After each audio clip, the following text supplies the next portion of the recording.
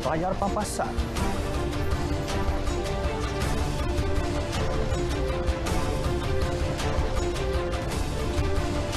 Dakwaan pencerobohan di Lahad Datu, Ketua Menteri yakin tahap keselamatan negara.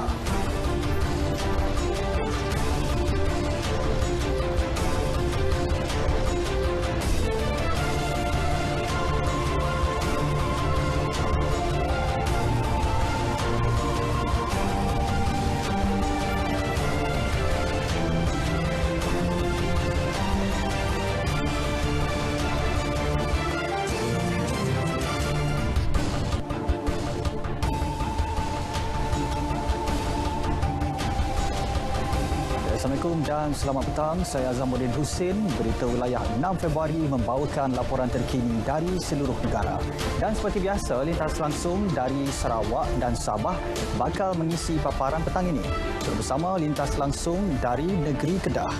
Setia sejam bersama kami.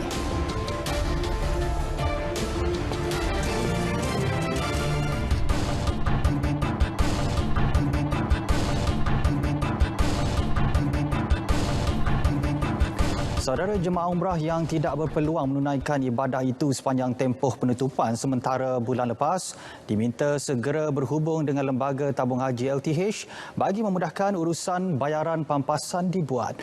Timbalan Menteri di Jabatan Perdana Menteri Hal Ehwal Agama, Datuk Ahmad Marzuq Syari berkata, kerajaan akan menanggung sehingga 60% daripada jumlah kerugian yang terpaksa ditanggung jemaah terlibat. Mereka boleh terus hadir ke pejabat LTH terdekat dengan membawa dokumen yang berkaitan sebagai bukti pengesahan. Pada masa sama, senarai penuh jemaah terlibat sedang dikenal pasti oleh pihak Kementerian Pelancongan Seni dan Budaya bersama Kumpulan Persatuan Umrah. Masih lagi dalam penelitian akhir, barangkali pertengahan bulan ini mengikut apa yang disebutkan akan memurnikan senarai jemaah yang benar-benar menanggung kerugian. Tabung haji lagi senang, terus akan dimasukkan ke akaun mereka.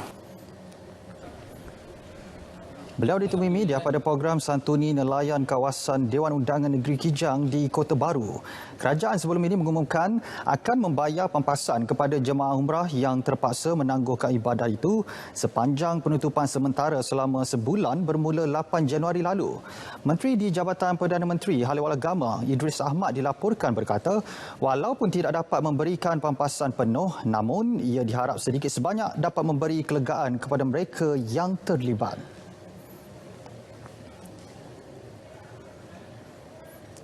Baik, kita beralih ke perkembangan trafik di Lebuh Raya Utama Negara. Aliran trafik di Lebuh Raya Utara Selatan dan Lebuh Raya Kuala Lumpur Karak dilaporkan meningkat namun masih terkawal.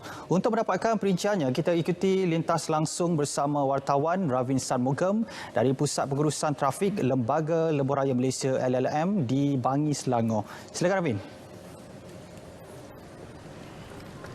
Baik Azam, terima kasih di Angkasa Puri. Saudara, seperti mana anda sedia maklum, ketika ini saya berada di Pusat Pengurusan Trafik LLM untuk membawakan perkembangan trafik di negara ini. Setakat ini hanya di beberapa lokasi menyaksikan peningkatan trafik tetapi ia masih terkawal. Saya difahamkan sejak pagi tadi trafik bergerak lancar. Seperti mana anda saksikan di paparan di sini saudara, Port Dickson menyaksikan peningkatan trafik tetapi ia masih terkawal di kilometer 259.5.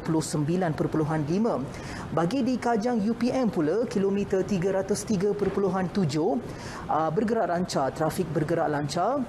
Bagi di Jalan Duta, walaupun cuacanya hujan tetapi trafik masih terkawal. Di Sungkai, kilometer 354.4 menyaksikan sedikit pertambahan trafik. Manakala di Genting Sempah pula tidak menyaksikan peningkatan trafik dan ia bergerak lancar. Begitu juga di Plaza Tol Gombak, ia menyaksikan sedikit pertambahan trafik susulan warga ibu kota sudah mula masuk ke Kuala Lumpur. Baiklah saudara, untuk mendapatkan perinciannya ketika ini saya bersama pegawai Penolong Pengarah Kanan Pemantauan Operasi LLM, Tuan IR Anas Idris. Baik Tuan, terima kasih kerana bersama dengan kami menerusi berita wilayah pada petang ini. Baiklah Tuan, bagaimana dengan jangkaan pihak Tuan selepas ni, khususnya pada waktu malam bagi perkembangan aliran trafik? Okey, terima kasih Ravin.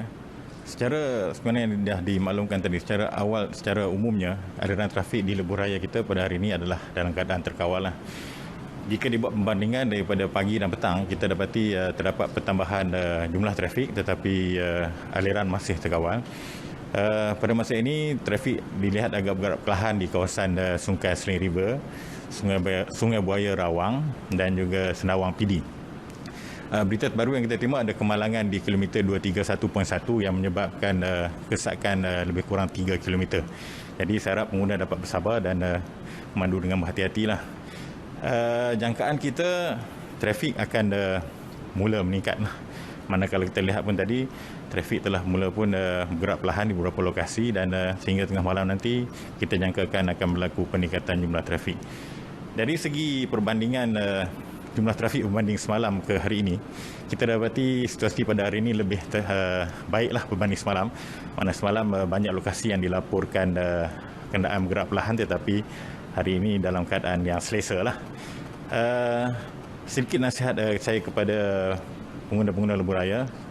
Kalau kita perhatikan terdapat kawasan yang kini mengalami hujan, jadi saya nasihatkan supaya mandu dengan berhati-hati, memastikan jarak antara kenderaan dalam keadaan yang ini supaya tidak berlaku insiden tidak ingini. Dan juga kalau kita lihat hari ini, kes COVID kita telah mencapai lebih kurang 10K. Jadi saya nasihatkan apabila berada di kawasan RNR, hentian sebelah dan sebagainya, menjaga SOP agar kita dapat membendung penularan COVID-19. Baik Tuan, terima kasih atas perincian tadi. Kepada warga ibu kota yang bakal pulang ke Kuala Lumpur, pastikan anda mematuhi SOP yang ditetapkan kerajaan dan pastikan anda selamat sampai ke destinasi. Baiklah saudara, untuk mendapatkan perincian di Plaza Tol Jalan Duta pula, kita ikuti lintas langsung bersama Adlia. Adlia, silakan.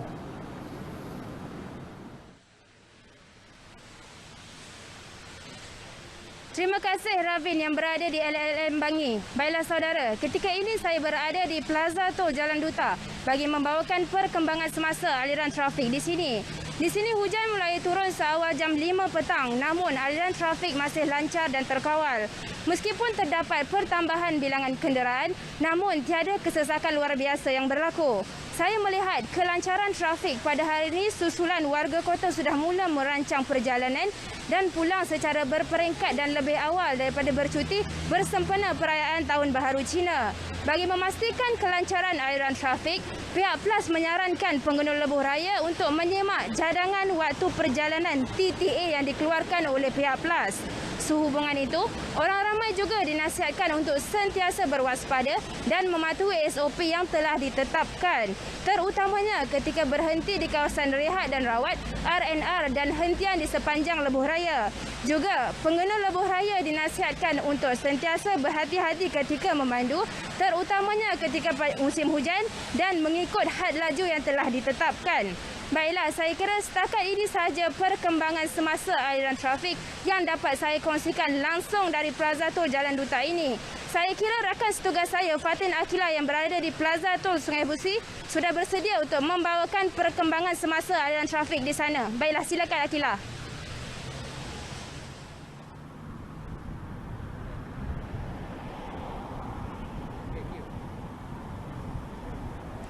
Baiklah, terima kasih Adlia. Okey, keadaan trafik di Plaza Tol Sungai Besi dari arah selatan menuju ke Ibu Negara berada dalam keadaan lancar dan terkawal berbanding semalam. Dan kami turut dimaklumkan sebanyak 20,000 kenderaan telah melalui Plaza Tol ini pada jam 6 pagi hingga 4 petang tadi.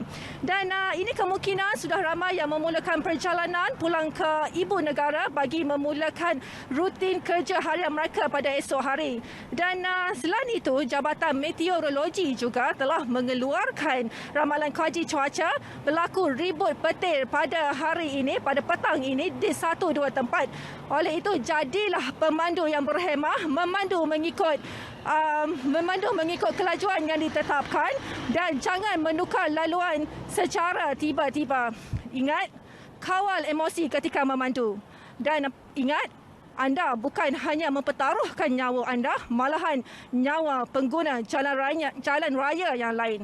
Baiklah, saya kira itu saja perkembangan dari Plaza Tol Sungai Besi. Kita beralih pula ke Plaza Tol Ipoh Selatan bersama dengan Fairuz. Silakan Fairuz.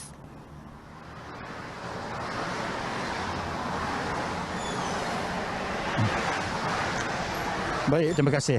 Saya kini masih lagi berada di Plaza Tol Ipoh Selatan, arah selatan bagi memberikan perkembangan semasa aliran trafik di Lebuh Raya Utara Selatan. Plus, berbanding tengah hari tadi, meskipun berlaku peningkatan jumlah kenderaan, namun keadaan trafik pada petang ini masih lagi lancar dan terkawal di kedua-dua arah di sepanjang 14 km dari Plaza Tol Ipoh Utara ke Plaza Tol Ipoh Selatan. Perkara ini berlaku mungkin kerana kebanyakan pengguna Lebuh Raya, khususnya warga kota, telah pulang ke ibu kota lebih awal, iaitu pada hari semalam dan juga Jumaat. Namun begitu, pihak PLAS menjangkakan aliran trafik akan meningkat pada hari ini dan ia akan dijangka berlarutan sehingga ke lewat petang. Apa yang dapat saya kongsikan di sini, beberapa lokasi yang sedang berlaku kesesakan aliran trafik, antaranya di laluan menghala ke selatan dari Tapah ke Bidur.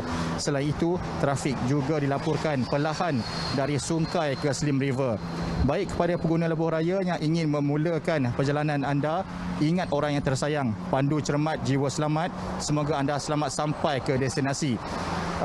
Baik, saya kira setakat itu dahulu yang dapat saya kongsikan dari Plaza Tol Ipoh Selatan. Untuk perkembangan selanjutnya, kita bersama Zatul di Pulau Pinang. Silakan.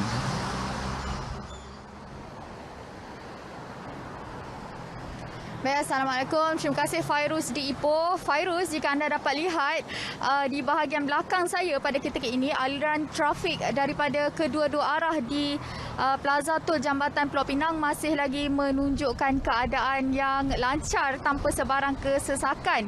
Namun berlaku sedikit pertambahan jumlah kenderaan berbanding jam 1 tengah hari tadi. Bagaimanapun, keadaan ini masih lagi berada pada keadaan yang terkawal dan apa yang boleh saya kongsikan, pergerakan di lorong-lorong trafik bergerak sedikit perlahan kerana ada segelintir pengguna yang mempunyai masalah dengan pengesanan RFID, ada juga yang salah masuk lorong dan juga ada juga yang mempunyai yang nilai kad touch and go mereka tidak mencukupi. Namun perkara itu masih lagi berada pada keadaan terkawal ya. Dan saudara, untuk makluman juga di Lebuh Raya ini terdapat hanya satu sahaja laporan kemalangan yang diterima Jabatan Bomba dan Penyelamat Negeri sepanjang cuti perayaan Tahun Baru Cina kali ini, dan itu membuktikan keadaan trafik di negeri ini masih lagi berada pada tahap terkawal dan Lebuh Raya di sini masih lagi selamat untuk dilalui oleh pengguna jalan raya. Dan bukan itu saja, malah Jabatan Pengangkutan Jalan JPJ Negeri turut mengeluarkan sebanyak 1,523 saman atas pelbagai kesalahan jalan raya sepanjang perayaan kali ini. Dan pengarah JPJ Negeri sendiri, Adenan Mak Isa, semalam menegaskan pihaknya menjalankan pelbagai operasi pematuhan peraturan jalan raya di negeri ini bagi memastikan aliran trafik berada dalam keadaan lancar. Jadi tanggungjawab kita pula untuk menjadi pengguna yang bertanggungjawab dengan sentiasa mematuhi segala peraturan jalan raya yang telah ditetapkan, dan yang paling penting sekali, pastikan kad tambah nilai touch and go anda mencukupi supaya tidak memberi masalah dan kesulitan kepada pengguna-pengguna jalan raya yang lain. Jadi saya kira setakat itu dahulu perkongsian di Plaza Tol Jambatan Pulau Pinang. Kembali bersama Azam di Angkasa Puri. Silakan Azam. Baik, terima kasih Zatul Ikma yang menutup perkongsian laporan trafik pada petang ini. Baik, berita bola berehat seketika, kita berjumpa selepas ini. Baik, saudara, perkembangan negeri di bawah Bayu. Ketua Menteri mahu siasatan lanjut mengenai dakwaan pencerobohan di Lahad Datu. Selain itu, ikuti laporan mengenai hasil pemukiman pemimpin Gabungan Rakyat Sabah GRS. Butirannya langsung bersama Konstantin Palawan di sana. Silakan Konstantin. Baik Azam, cadangan agar Gabungan Rakyat Sabah didaftarkan bagi mengukuhkan permuafakatan dalam kalangan ahli mendapat reaksi positif dalam kalangan pimpinan negeri. Masing-masing bersetuju cadangan tersebut direalisasikan. Kalau itu yang dikendaki oleh parti-parti dalam Gabungan Rakyat Sabah, kita akan berusaha untuk mendaftar GRS. Tujuannya ialah untuk menjadikan gabungan ini secara rasmi. Kita melihat ada juga kebaikan dia di sebalik penjelmaan parti GRS ini sebagai sebuah gabungan untuk memastikan bahawa kerajaan negeri Sabah ini sentiasa terpelihara dan dapat dilindungi dan dapat kita merancang satu pembangunan ekonomi, membela rakyat negeri Sabah dan juga membentuk satu ekonomi yang mampan pada masa akan datang. Hasil daripada permufakatan dan perbincangan kami nampak satu rumusan yang terbaik untuk GRS dan di mana rata-rata wakil-wakil rakyat yang ada sememangnya mau bahwa GRS ini akan cepat didaftarkan. Program pemukiman 3 hari ini antara lain ceramah membaiki rumah penduduk Daif, penyampaian bakul makanan, baik pulih masjid dan aktiviti sukan. Sementara itu, Ketua Menteri Sabah Datuk Seri Panglima Haji G. Nor mahu agar semua pasukan keselamatan terus mempertingkat tahap kawalan khususnya di persempadanan negara.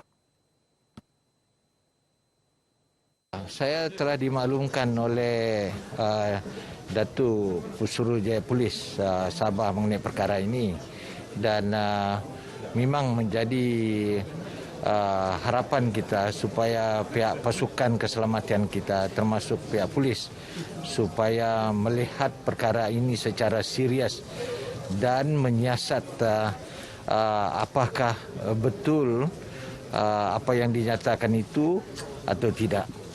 Tetapi apapun, saya amat yakin dengan pasukan keselamatan kita. Beliau memberi maklum balas berkenaan dakwaan seorang lelaki melihat lebih 10 individu mencurigakan berpakaian celoreng serta bersenjata menyusup masuk ke Lahad Datu pada 28 Januari lalu. Semalam, Timbalan Pesuruhjaya Polis Sabah, Datuk Jaute Dikun menyatakan bahawa semua pasukan keselamatan masih menjalankan risikan dan siasatan berhubung dakwaan tersebut. Manakala pada Jumaat, Pesuruhjaya Polis Sabah, Datuk Idris Abdullah menerusi kenyataannya menjelaskan tidak ada sebarang petunjuk tentang dakwaan tersebut selain memberi jaminan tahap keselamatan pantai timur Sabah dari sebarang ancaman luar. Peniaga terus diingatkan agar tidak mengambil kesempatan menaikkan harga barangan kawalan sesuka hati melebihi harga maksimum yang ditetapkan kerajaan. Langkah berkenaan akan meningkatkan kos sara hidup rakyat sekaligus memberi tekanan kepada pengguna. Presiden Persatuan Pengguna Bijak Pantai Barat Sabah, Datuk Chan berkata pihaknya tidak akan teragak-agak mengambil tindakan terhadap peniaga yang tidak beretika dan menaikkan harga barangan kawalan sesuka hati. Sementara itu, peniaga dan pengguna yang ditemui berharap agar kerajaan dapat menyelesaikan isu kenaikan harga barang. Tapi barang dia makin sehari naik, besok lagi dia tahu berapa sudah harga tuh. Harapan saya akan turun semua ini. Jadi saya harap semua ini kerajaan atur semua ini harga-harga barang. Besar dia punya lonjakan naik. Kami pun kesian juga, tapi kami pun membeli daripada pihak pertama. And then diorang sudah kasih naik, kami pun terpaksa kasih naik lah. Jadi tiada pilihan, melainkan pihak kerajaan ataupun pihak berwajib yang akan mengkaji semula harga ini dan pantaulah itu harga. Kita boleh nampak kadang bisnesmu sekarang kurang. So macam Kalau RM50 tu kita beli macam tiada apa-apa lah sekarang ni. So kalau boleh kerajaan kekalkan subsidi. Kalau orang cakap sekarang ni harga telur mau naik, ayam mau naik kan. So kalau boleh kekalkan subsidi tu sampai kita cakap stabil kan, kita punya kewangan semua stabil, barulah boleh. Orang ramai boleh membantu KPDN HEP Sabah dengan melaporkan di talian 088 484 368 atau email e-aduan@kpdnhep.gov.my. Pejabat Pendidikan Daerah PPD Kota Kinabalu dan PPD Marang Terengganu kini menjalin kerjasama erat melalui persefahaman jaringan bestari menerusi Majlis Ramah Mesra di Bawah Bayu yang diadakan di Ibu Negeri. Persefahaman tersebut turut melibatkan Focal Person Kebangsaan KPM Negeri Sabah dan Terengganu. Focal Person Kebangsaan KPM Sabah, Muhammad Arif Sakaran berkata, persefahaman tersebut mampu berkongsi aspek pengurusan pendidikan yang baik selain memantapkan kerjasama antara dua negeri. Salah satunya ialah kalau kita lihat mengenai pendidikan, yang mana kita boleh berkongsi cara, tapi setiap negeri adalah berbeza di antara negeri masing-masing. Kita lihat di Terengganu lain, di Sabah lain. Tapi dari segi pendidikan itu, maktamatnya akan sama juga untuk kita memajukan pendidikan tersebut. Bersama dengan rakan saya di Negeri Sabah ini akan terus bersamalah berkolaborasi dalam program kemenjadian murid dan rujukan sekolah kualiti, di mana kami akan terus membantu pihak sekolah dalam fokus akademik, sahsiah, kurikulum dan juga pembangunan infra. Jadi di sini tugas kami lah yang dilantik sebagai focal person untuk membantu sekolah untuk tujuan tersebut. Dalam pada itu, mereka turut bersetuju agar prosedur operasi standard SOP di sekolah perlu dipertingkatkan lagi berikutan pertambahan drastik kluster pendidikan kebelakangan ini. Perkembangan bola sepak pasukan Sabah FC, jentera serangan Sabah perlu diperkemas. Itu kesimpulan dibuat Ketua Jurulatih pasukan Sabah FC, Datuk Ong Kim Swee, selepas pasukannya seri 1 sama dengan pasukan Malaysia bawah 23 tahun menerusi ujian perlawanan persahabatan di Stadium Likas, Kota Kinabalu malam semalam. Menurut Datuk Ong, pihaknya kini mempertimbang pengemudi jentera serangan baru dari Jepun yang dijangka dapat beraksi dalam tempoh 2 minggu lagi. Apabila kita menyentuh tentang penjaring gol, apabila kita bermain 3 perlawanan yang lepas tanpa penyerang import, tetapi peluang diberikan kepada pemain tempatan, namun mereka tak berjaya menjaringkan gol.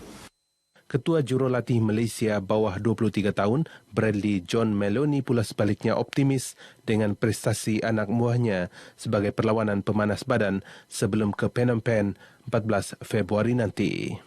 The players really played without fear. They created some very good chances, particularly in the first half, and a lot of very good combination play through the lines. So for our first real competitive friendly match together, I thought there was a lot of positives to take out of this match tonight. Gol jaringan pelawat disempurnakan menerusi sepakan percuma minit ke-78 oleh sarvanan anak lelaki Tiru Murugan. Sabah kemudiannya memperoleh gol penyamaan minit ke-82 menerusi penyerang Stuart John Wilkin. Sekian paparan dari negeri di Bawah Bayu. Jangan lupa lengkapkan vaksinasi anda dan anak-anak kerana lindung diri, lindung semua. Saya Konstantin Palawan, kembali bersama Azam Husin di Angkasa Puri. Silakan. Saudara, Pekasam antara menu yang sinonim dengan orang Kedah, khususnya di daerah Baling. Perinciannya kita langsung bersama Nur Izzati Ciani. Izzati, silakan. Terima kasih Azam. Daerah Baling bakal menjadi pusat tumpuan penggemar produk ikan Pekasam. Pegawai daerah Baling, Muhammad Syahdan Abdullah berkata, makanan pemuka selera itu dijadikan sebagai identiti daerah itu. Beliau berkata kemahiran membuat pekasam sendiri oleh kebanyakan penduduk tempatan serta bekalan ikan darat segar dari sungai digunakan sebaik mungkin untuk memasarkan produk itu. Setakat ini, pekasam yang dihasilkan menembusi pasaran domestik seperti Perak, Selangor, Kuala Lumpur, Pulau Pinang dan Perlis. Selepas dia dikenal sebagai signature product, pekasam ini akan ditingkatkan keupayaan dia melalui kaedah packaging yang lebih sesuai dengan teknologi semasa.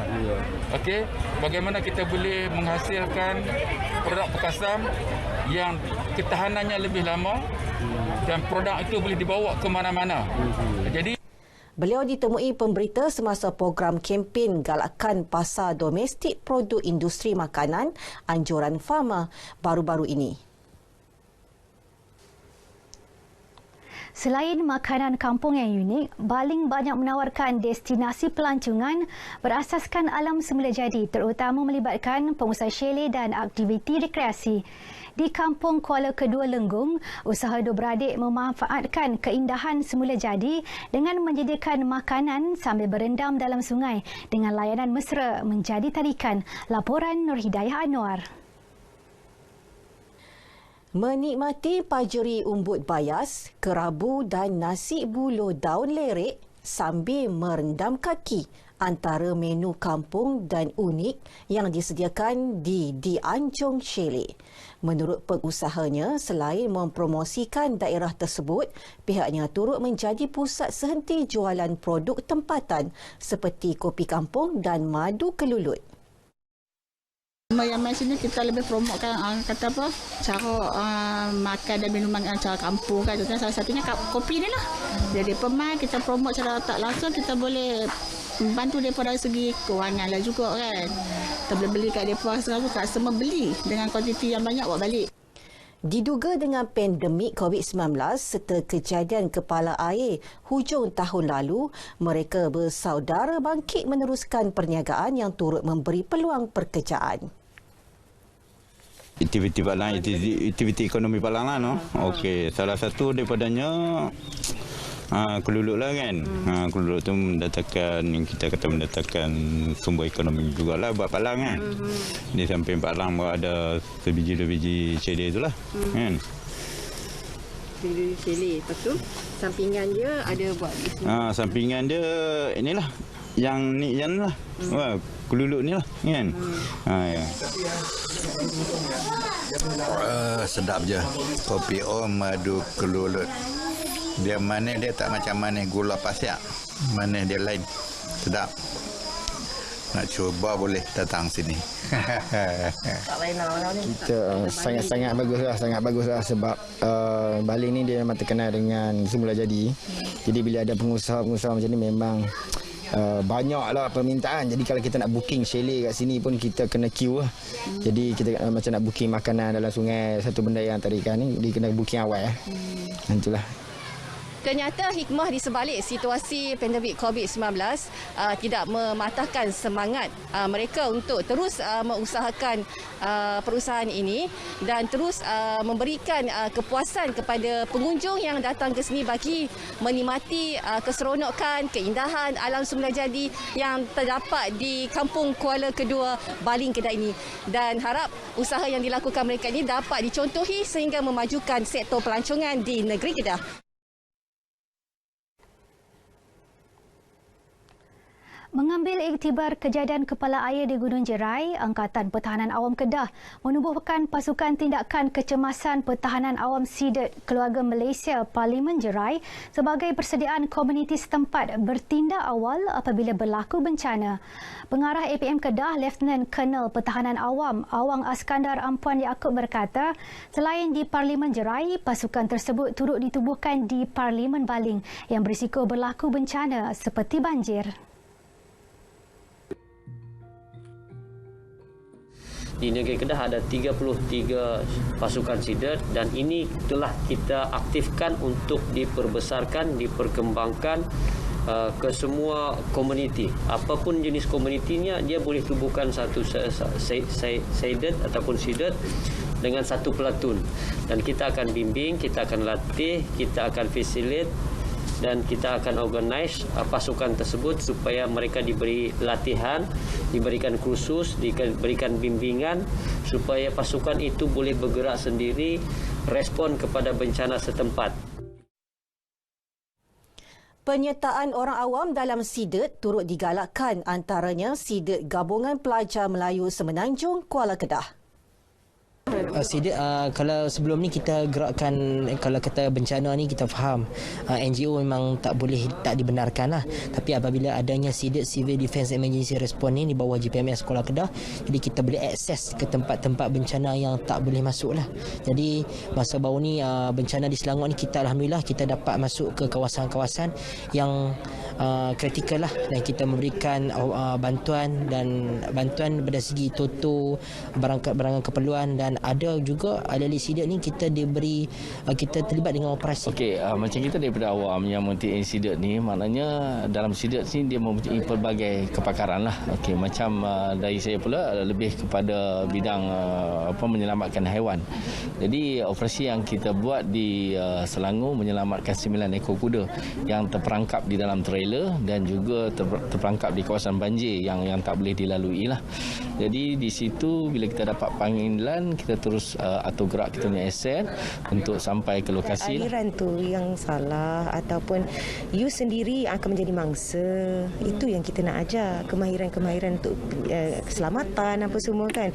Sebab kita tak nak you nak bantu orang tapi you pula yang akan jadi mangsa kat situ, dan you pula akan membebankan lagi kita punya frontliner seperti apa yang kata Patan Awam yang lain kan. Sebab kita nak bantu orang tapi you menjadi menambah beban kat situ. So that's why kita nak ajak ramai-ramai NGO di luar sana apa semua daftar sebagai anggota sukarela.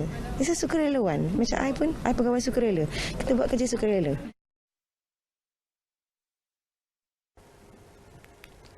Pembinaan gelanggang futsal baharu di Kampung Sungai Lentang Yan memberi peluang kepada penduduk, khususnya golongan muda, menjalankan aktiviti riadah dengan selesa. Ahli Parlimen Jerai, Sabri Azid berkata, gelanggang futsal berbumbung ini dibina di atas tanah milik Lembaga Kemajuan Pertanian Muda MADA, menggantikan gelanggang futsal lama yang telah uzur dan rosak. Projek naik taraf tersebut melibatkan kos RM230,000 menerusi peruntukan Kementerian Belia dan Sukan. Perlu dibina lepas ni. Memang hasrat kita nak memperbanyakkan untuk gelanggang futsal ni kepada anak-anak muda. Memang hasrat kita macam tu. Tapi dengan kita ambil kira dari segi kos lah. Mungkin menjadi kekangan sikit kepada kita. Walau macam mana pun dengan adanya gelanggang ni boleh membantulah pihak-pihak anak muda kita untuk hobi-hobi ataupun saya rasa bukan setakat futsal, tetapi melibatkan aktiviti-aktiviti lainlah yang melibatkan penduduk sekitar. Beliau bercakap kepada RTM selepas majlis penyerahan siap kerja untuk kerja naik taraf dan membina Dewan Terbuka di gelanggang futsal Kampung Sungai Lentang Yan. Jadi ada sebahagian tu memang masih boleh untuk kita baik pulih seperti gelanggang ini, tetapi ada gelanggang yang telah mengalami kerosakan lah. Jadi daripada masa ke semasa kita akan cuba melihat, kita akan buat penilaian yang mana yang masih boleh dibaik pulih. InsyaAllah kita akan cuba dapatkan peruntukan untuk dibaik pulih.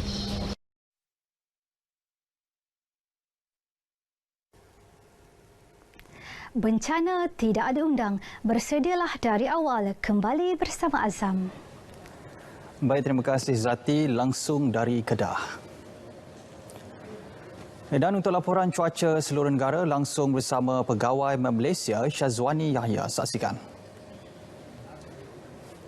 Assalamualaikum dan salam sejahtera.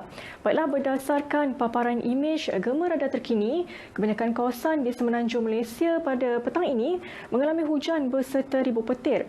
Namun demikian, keadaan ini dijangkakan akan beransur reda menjelang malam nanti. Manakala bagi Sabah dan juga negeri Sarawak, hujan berserta ribu petir kini diperhatikan di hampir ke semua bahagian bagi kedua-dua negeri, terutamanya di bahagian Kudat dan juga Sandakan di negeri Sabah. Oleh itu, Met Malaysia telah pun menaik taraf amaran cuaca peringkat buruk melibatkan bahagian Kudat di negeri Sabah. Manakala bahagian Sandakan masih lagi dikekalkan di peringkat waspada. Selain itu, hujan turut dijangka berlaku secara berterusan melibatkan bahagian Romping di negeri Pahang serta bahagian Mersing dan juga Kota Tinggi di negeri Johor. Amaran ini dijangka akan berkuat kuasa menjelang hari esok sehingga 8 Februari nanti.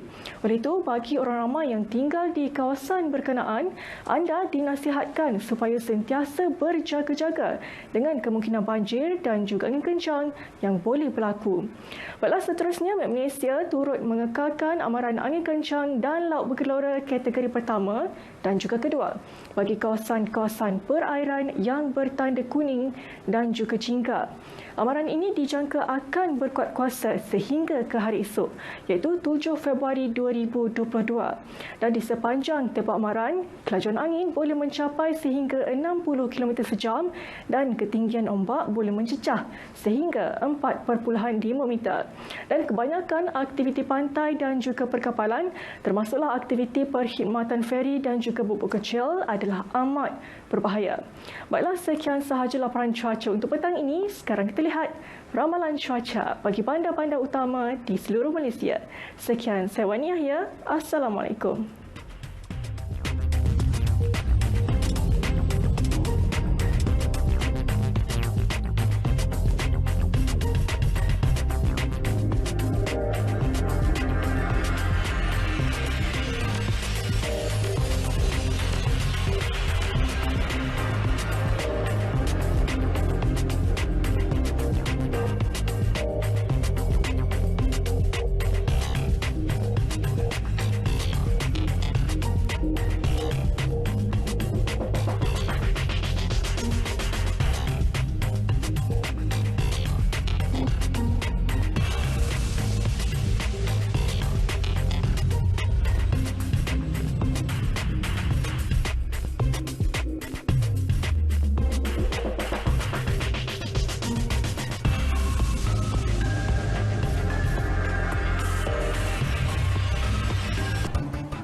Baik, seterusnya kita ke Bumi Kenyalang. Seiring dengan peredaran zaman yang begitu pantas, UiTM Cawangan Sarawak bersama Pan Pacific and Southeast Asia Women's Association mengadakan program pembangunan komuniti di daerah Pusa. Bu Mawin teruskan dengan perinciannya. Baik, terima kasih Azamuddin.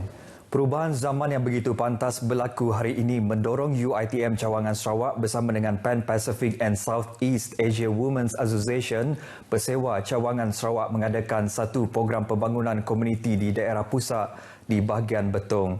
Program Jom Berambih The Journey 2022 yang melibatkan kerjasama 3 kampung iaitu Kampung Beladin, Sepinang dan Semarang dilaksana untuk memperkasa komuniti setempat dengan asas penguasaan bahasa Inggeris, kemahiran teknologi maklumat dan media sosial.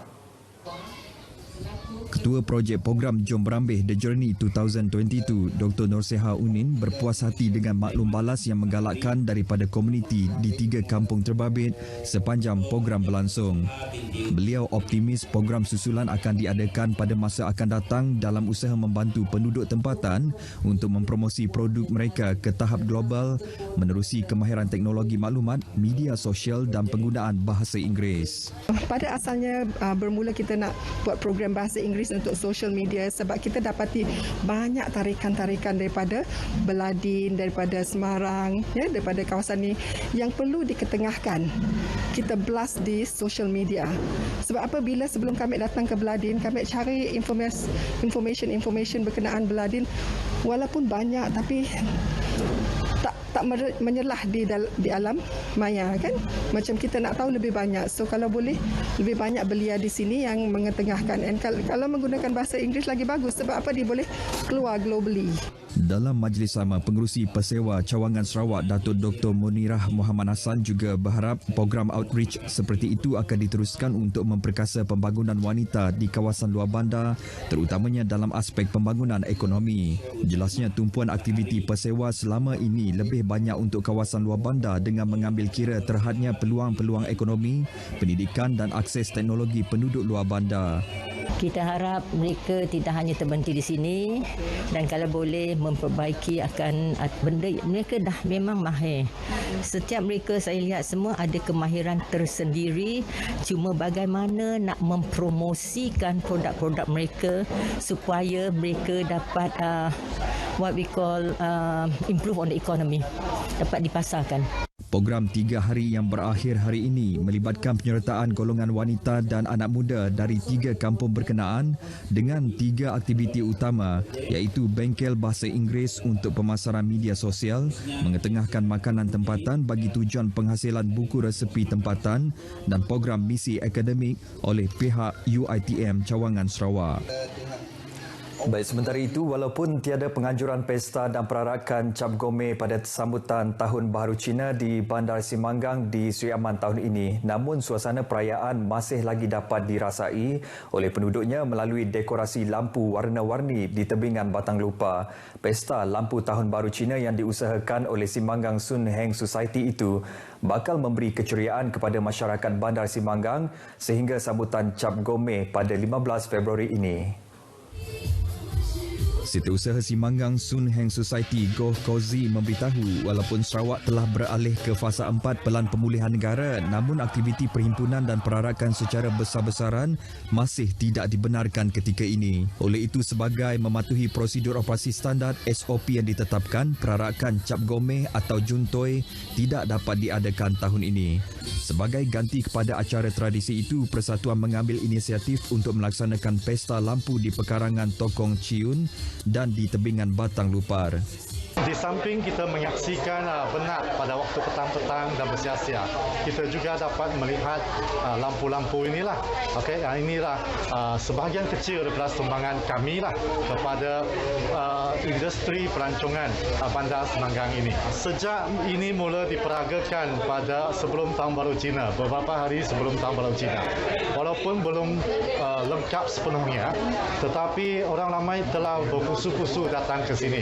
Okey, so ini merupakan suatu yang sangat positif lah bagi kami. Rasa gembira lah, walaupun tahun ini dah Juntoi, tapi dapat masa suasana macam ni, bersamalah kita menikmati suasana yang dibuat di Tepikong ni saja, walaupun tiada Juntoi. Tahun tu ada berbeza sikit dari tahun lepas, dengan adanya dekorasi dan waterfront yang baru, nampak lacak. Dengan berbilang bangsa lah, selain daripada bangsa Cina, bangsa Melayu, Iban, semua ada. Meriahnya memang berbeza, si Bapak dah gambarkannya.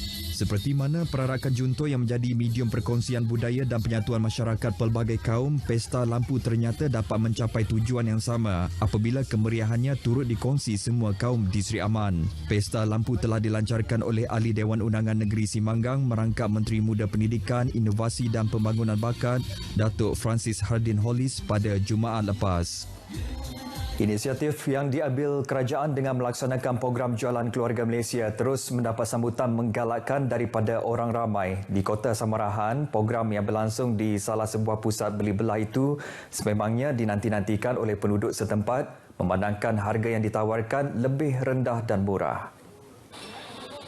Tinjauan RTM di pusat beli belah tersebut mendapati penduduk sekitar tidak melepaskan peluang untuk membeli barangan keperluan harian yang ditawarkan dengan harga jauh lebih murah daripada harga pasaran. Rata-rata mereka yang ditemui berterima kasih dengan inisiatif dibuat oleh kerajaan dalam membantu meringankan beban rakyat dan pada masa sama menawarkan harga barangan keperluan dengan harga berpatutan. ekonomi sekarang, kita pun perbelanjaan expenses terlalu tinggi, so that jualan murah macam ni kita boleh beli lebih banyak barang lagi untuk keperluan di dapur untuk seisi keluarga. Sebab biasalah kita berbeli dengan banyak, kuantiti yang banyak, mun harganya turun macam tu, kita dapat menampung untuk perbelanjaan dalam situasi kini tu jualah, terutamanya dalam keadaan pandemik tu. Kita semua banyak yang dah kehilangan kerja juga, pendapatan pun kurang. So bila jualan keluarga Malaysia di pola kerap siksil lah, sekerap gini lah, tapi kerap. So dapat membantulah di golongan yang terutama yang kurang berkemampuan lah kiranya. Seperti yang kita tahu kini tu harga barang uncit lah, agak tinggi. So dengan program tu barang yang dijualnya harganya berkurang menjadi setengah harga ataupun 40% lebih kurang. So dari segi isi rumahnya lebih banyak membantu. Okay, so kita dapat jimat duitnya, kita dapat lebihnya kita dapat untuk beli keperluan lain. Seramai 82 orang ketua-ketua wanita cawangan Parti Pesaka Bumiputera Bersatu PBB telah menghadiri malam apresiasi Majlis Tertinggi Wanita PBB yang berlangsung di Kuching malam tadi. Majlis tersebut telah disempurnakan oleh Menteri Pembangunan Wanita, Kanak-kanak dan Kesejahteraan Komuniti, Datuk Seri Fatimah Abdullah. Dalam ucapannya, Datuk Seri Fatimah yang juga Ketua Pergerakan Wanita PBB Sarawak memberitahu Pergerakan Wanita PBB telah memainkan peranan penting yang menyumbang kepada kemenangan besar Gabungan Parti Sarawak GPS pada pilihan raya umum Dewan Undangan Negeri Sarawak ke-12 pada Disember tahun lepas. Justru beliau mengingatkan peranan Pergerakan Wanita PBB untuk membantu kerajaan negeri dalam menunaikan manifesto pada pilihan raya negeri lalu bagi mengukuhkan lagi keharmonian serta kesejahteraan rakyat. Datuk Seri Fatimah juga menyeru agar Pergerakan Wanita PBB terus komited dan berjuang bukan sahaja demi parti, malah juga menyumbang ke arah menjadikan Sarawak sebagai sebuah negeri maju menjelang tahun 2030. Turut hadir pada majlis berkenaan ialah Ahli Parlimen Batang Lupa, Datuk Seri Rohani Abdul Karim, Ahli Dewan Undangan Negeri Adun Samariang, Datuk Syarifah Hasidah Said Aman Ghazali dan Adun Lingga Dayan Norazah Awang Sohor. Di Serian, seorang kelindan lori maut selepas kenderaan yang dinaikinya terlibat dalam satu kemalangan jalan raya di kilometer 2 Jalan Kerait petang semalam. Menurut Ketua Polis Daerah Serian, DSP Aswandi Anis, dalam kejadian sekitar pukul 5.40 petang itu, mangsa Alexander Alon, 20, dipercayai tercampak dari tempat duduk penumpang selepas lori yang dipandu kawannya bergesel dengan sebuah pacuan 4 roda. Hasil siasatan awal mendapati lori yang dinaiki mangsa telah hilang kawalan semasa tiba di satu selekoh sebelum bergesel dengan sebuah pacuan 4 roda yang dinaiki 3 sekeluarga. Pergeselan tersebut mengakibatkan lori terbabas ke kawasan Paya sebelah kanan jalan. DSP Aswandi yang dihubungi pemberita RTM turut mendedahkan pihaknya terpaksa meminta bantuan daripada pihak bomba untuk mengeluarkan mangsa yang terperangkap di bawah lori berkenaan. Operasi mengeluarkan mangsa bagaimanapun mengambil masa yang agak lama, iaitu kira-kira 5 jam kerana mangsa tertimbus. Sehubungan itu, sebuah mesin jengkaut terpaksa digunakan untuk mengalihkan lori terbabit. Mangsa disahkan mati di tempat kejadian akibat kecederaan parah di bahagian kepala. Kes disiasat di bawah Seksyen 41-1 Akta Pengangkutan Jalan 1987. Baik saudara, sekian berita dari Sarawak. Kita kembali bersama Azamuddin di Angkasa Puri. Silakan Azam. Baik, terima kasih Buma dengan laporan dari Sarawak.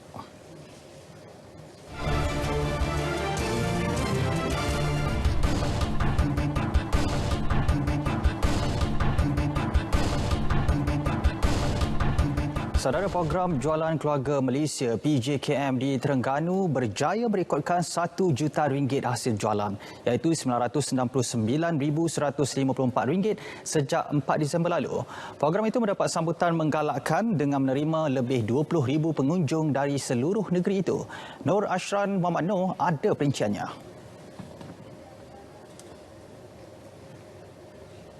JKM amat membantu rakyat terutama golongan isi rumah berpendapatan rendah. Program yang disertai 60 agensi dan syarikat itu menawarkan pelbagai pilihan barangan keperluan harian dengan potongan harga sehingga 20%. Antara syarikat dan agensi terlibat ialah Fama, Jabatan Pertanian, Jabatan Kemajuan Ikan Malaysia dan beberapa buah pasaraya. PJKM dilaksanakan pada setiap hujung minggu di 2 atau 3 lokasi di 8 daerah terlibat secara berperingkat. Kita akan ada satu lagi untuk daerah Manik. Mungkin dalam seminggu atau 2 minggu daripada sekarang. Jadi apa yang ingin saya tegaskan di sini bahawa ianya adalah suatu program yang sangat baik kerana kita beri atau jual kepada pengguna dengan harga borong. Itu menjadikan barang di sini lebih murah daripada biasa kerana daripada borong terus kepada pengguna. Program yang dijangka berakhir Mac nanti amat membantu rakyat untuk merancang dan membuat pilihan dalam pembelian bagi mengurangkan beban perbelanjaan isi rumah. Semuanya kegunaan kita. Macam telur, minyak, beras kan. Semuanya kegunaan kita. Kalau segi harga untuk orang kampung ni okeylah. Kalau pergi dekat Kuala Berampur harga minyak dia lagi kan. Lepas tu penat lelah lagi. Kalau buat macam ni saya rasa queue ni jangan panjang sangat lah. Program macam ni betul salah. Lepas pandemik ni mungkin ada lagi ke. Sebab sekarang ni produk-produk barang-barang ni untuk orang kampung ni susah sikit lah nak keluar ke bandar tu susah sikit. Jadi program macam ni bagus lah. Jadi kita senang. Yang mari tu pun dekat. Program ini sememangnya memberi kelegaan kepada penduduk yang tinggal di kawasan pedalaman untuk menikmati harga yang jauh lebih rendah sekaligus dapat meringankan beban kos sara hidup yang tinggi apatah lagi ketika ini harga barang yang semakin meningkat dan rata-rata yang ditemui hari ini berharap agar program seumpama ini dapat diteruskan. Nur Ashran Muhammad Noor, RTM. Moh Lawe menjadi program pembuka tirai Pahang FM tahun ini. Program yang diadakan sempena Expo Halal Malaysia itu mendapat sambutan meriah peminat setia stesen radio tersebut. Menurut penerbit program yang juga penyampai radio Pahang FM, Nurul Ain Sujaihah Muhammad, Pahang FM kini kembali menyantuni pendengar setianya.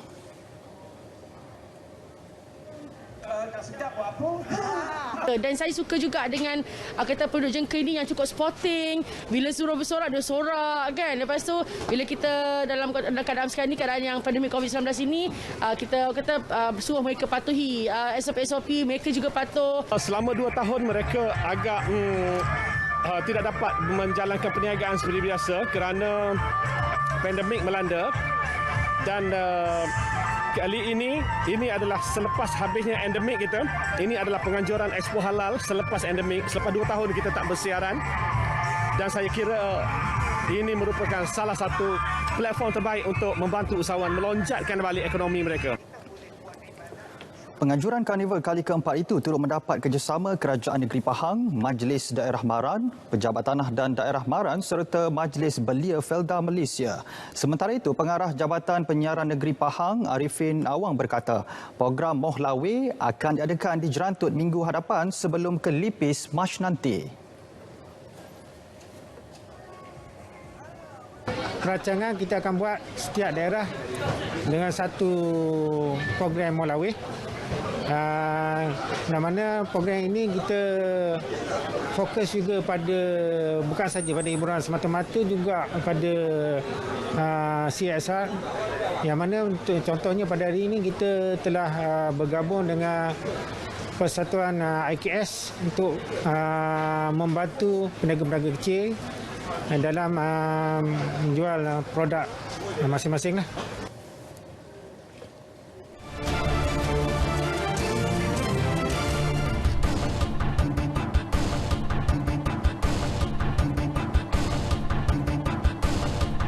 Baik, menjelang pilihan raya umum PRU Dewan Undangan Negeri Dun Johor, Jabatan Bomber dan Penyelamat Johor bersedia dari segi keselamatan, terutama premis yang akan digunakan sebagai tempat penamaan calon, pusat pengundian awal dan penjumlahan undi nanti. Pengarahnya Datuk Yahya Madis memaklumkan tumpuan diberi dari aspek laluan kecemasan sekiranya berlaku kecemasan seperti kebakaran. Persediaan akan dimulakan sebaik sahaja pengumuman dibuat Suruhanjaya Pilihan Raya nanti. Buat rondaan dekat pos-pos panas. Kita bimbang ada berlaku keguguran tak dingin ni. Jadi pihak bomba akan buat rondaan dan pastikan tidak ada unsur-unsur kebakaran kawasan-kawasan pos panas. Beliau juga memaklumkan hanya 20% daripada keseluruhan anggota dibenarkan mengambil cuti tahunan sepanjang PRU Dun Johor. Manakala anggota yang bertugas di luar kawasan mengundi akan diarahkan membuat undian secara pos. 36 kemah sewaan disita oleh Majlis Perbandaran Port Dickson MPPD sepanjang tahun lalu berikutan melanggar Akta 133 di bawah Seksyen 86 kesalahan kacau ganggu. Menurut Pengarah Jabatan Penguatkuasaan MPPD Siti Aisyah Abu Bakar, pihaknya mengadakan operasi penguatkuasaan secara berkala iaitu 2 kali sebulan atau bergantung kepada kepadatan musim. Sebenarnya mereka memberi kerjasama, cuma ada dalam keadaan-keadaan tertentu bila pengunjung terlalu ramai, permintaan tu ada, permintaan tinggi dan mereka akan membuka kemah lah. Tapi tak dinafikan jugalah, ada juga yang buka kemah tapi tanpa ada penyewa.